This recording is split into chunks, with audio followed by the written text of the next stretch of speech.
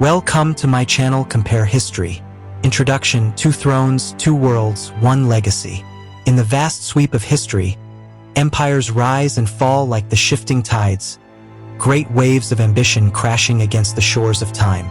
Yet, amid these storms of men and armies, two women stand out, queens who dared to grasp power in worlds built to deny them. Cleopatra of Egypt, last of the Ptolemies, cloaked in mystery, magic, and Mediterranean allure, and Zetian, the singular empress of China's Tang dynasty, who shattered every expectation to rule as emperor in her own right.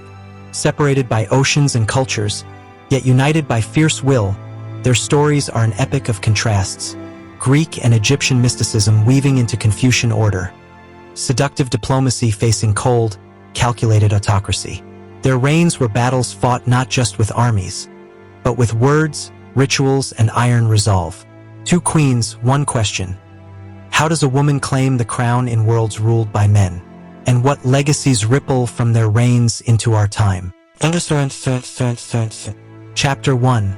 The Weight of the Crown: Paths to Power. Cleopatra's journey to power was forged in fire and shadow. Born into a dynasty of Macedonian Greeks who ruled Egypt as foreigners, she knew the palace's serpentine intrigues well. Sibling rivalries, betrayals, and shifting alliances could have crushed her. Yet she emerged a masterful player, fluent in tongues, philosophy, and the subtle art of survival.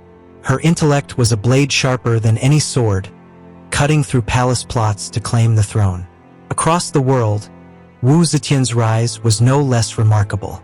Entering the Tang court as a mere concubine, she walked a path littered with danger and betrayal. But wit and will were her weapons, outmaneuvering enemies, surviving deadly purges. And when she finally claimed the title of emperor, she shattered a millennia-old taboo. An empress reigning in a land ruled by Confucian patriarchy. Their ascents revealed two worlds, two paths, one entwined with romance and alliance, the other with ruthless political mastery. Chapter 2: Thrones of Seduction and Strategy, Leadership Styles Compared. Cleopatra ruled not just with armies, but with enchantment. Draped in the iconography of Isis herself, she was both queen and living goddess.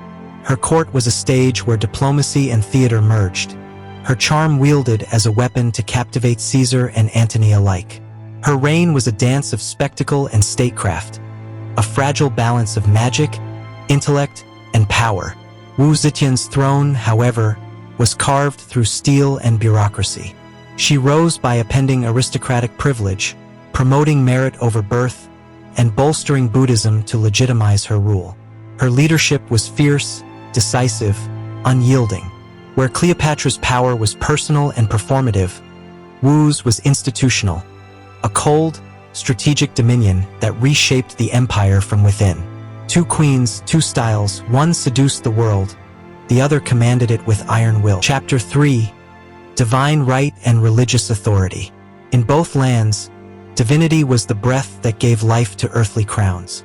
Cleopatra cloaked herself in divine myth, embodying Isis to claim not just power, but godhood. Her image adorned temples and coins, a living bridge between mortal and divine. In Egypt, kingship was sacred, and she wrapped herself in its luminous mantle, wielding religion as a shield and sword. Zetian faced a more rigid order. Confucianism, her culture's spine, forbade female rule. To break this, she embraced Buddhism's fluid theology, styling herself as the Bodhisattva Empress. She commissioned vast statues, temples, a spiritual empire to support her throne.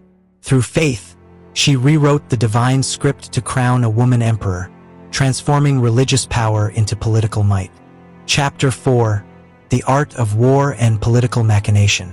Neither queen was a battlefield commander, yet their reigns throbbed with war's pulse. Cleopatra's Egypt was a fragile jewel caught between Rome's titans.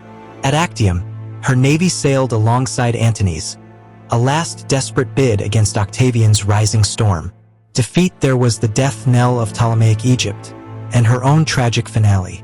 It was a war fought not only with weapons but with loyalty, love, and legend. Zetian ruled a vast, sprawling empire. Though her reign saw no decisive battlefields, her court was a war zone of whispers, plots, and purges. Rebellions were crushed with iron hands. Generals dispatched to secure frontiers. Her power was a campaign of governance, a relentless conquest of minds and bureaucracies. Chapter 5: Women, Power, and Patriarchy. In these male-dominated worlds, queens were anomalies, powerful, yes, but always scrutinized. Cleopatra's alliances with Caesar and Antony were double-edged swords, tools for survival but weapons wielded by rivals to paint her as seductress rather than sovereign.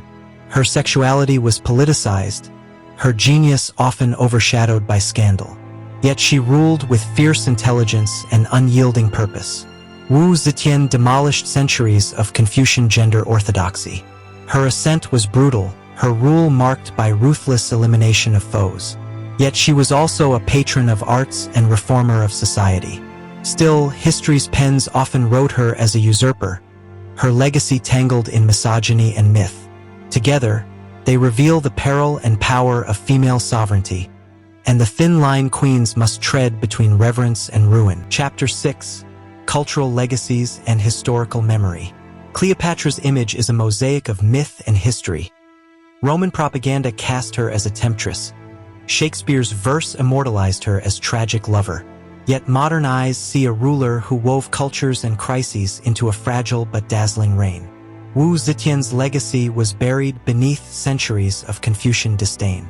But time has unearthed a ruler of vision and steel, an empress who expanded China's culture and bureaucracy. She remains a complex figure in popular imagination, both feared and revered. Their stories show how history is shaped not just by deeds, but by the narratives that survive, often rewritten by those who follow. Chapter 7: The Queen's Enduring Lessons, Power Reimagined. Cleopatra and Zetian teach us that power is never given. It is claimed, carved from the impossible. Their reigns were not footnotes in male-dominated empires, but declarations that leadership transcends gender. One ruled through the art of allure and alliance, the other through iron governance and reform. Together, they challenge us to see power not as a static prize but as a force, fluid, contested, alive. Across centuries and continents, their shadows remind us.